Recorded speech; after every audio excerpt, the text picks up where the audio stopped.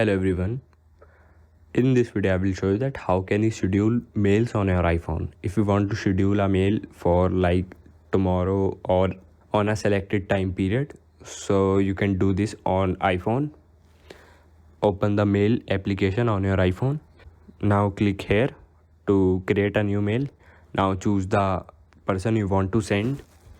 Now you can add any subject you want to add, like anything. After that you have to just tap and hold on this send icon, and here you can see few options. You can select any of them, like send at 9 p.m. tonight or 8 a.m. tomorrow, or you can select on send later to add a custom timing. You can select any custom date of upcoming days, like I am selecting a date, and I can edit the time also by clicking here, and now I can edit the time. After that click on done, and now the mail is scheduled and it will automatically send on the selected time.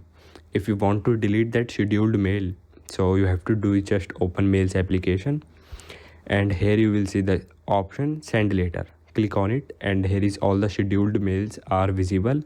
You can delete them by swiping to left and then click on delete.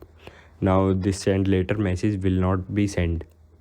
So this is how you can schedule the mails on your iPhone. Thank you everyone.